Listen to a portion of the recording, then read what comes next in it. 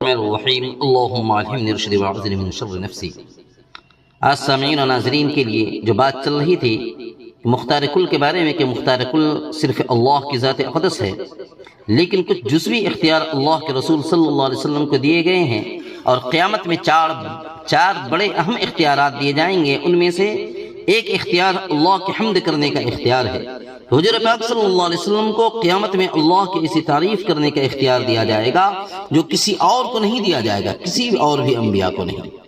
اس کے لیے حدیث پاک میں بات آئی ہے، بخاری شریف کی حدیث ہے، کتاب الرقاق ہی کی باب صفت الجنت والنار کی حدیث ہے۔ حضور پاک صلی اللہ علیہ وسلم نے فرمایا کہ اللہ قیامت کے دن لوگوں کو جمع کریں گے، لوگ کہیں گے کہ ہمارے رب سے کوئی سفارش کرتا تو ہم اس جگہ کی مصیبتوں سے نجات پا لیتے۔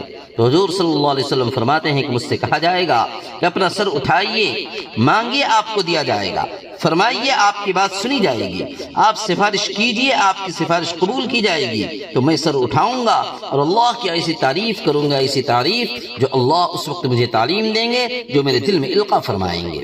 اسی طریقے سے حوض کوثر پر پانی پلانے کا اختیار جو دیا جائے گا، وہ بھی بخاری شریف کی حدیث میں بات آئی ہے، باب فی الحوض میں، کہ حضور صلی اللہ علیہ وسلم نے فرمایا کہ میرا حوض 1 مہینے تک چلنے کی مسافت کے برابر ہے، اس کا پانی دودھ سے زیادہ سفید ہے اور اس کی خوشبو مشک سے بھی زیادہ اچھی ہے، اس کے پیالے آسمان میں ستارے جتنے ہیں، جو اس سے 1 مرتبہ بھی پانی پی لے گا کبھی پیاسا نہیں ہوگا۔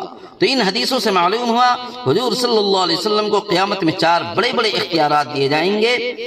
اب اختیار کی چوتھی قسم نفع اور نقصان پہنچانے کا اختیار ہے، جیسے کہ کسی کو اولاد دینا، کسی کو شفا دینا، کسی کو روزی دینا، کسی کو موت دینا، کسی کو حیات دینا، بارش برسانا، قحط لانا۔ یہ سارے کے سارے اختیارات حضور صلی اللہ علیہ وسلم کو بھی نہیں ہیں، کسی اور کو بھی نہیں، بلکہ یہ اختیار تو صرف اللہ کی ذات اقدس کو ہے۔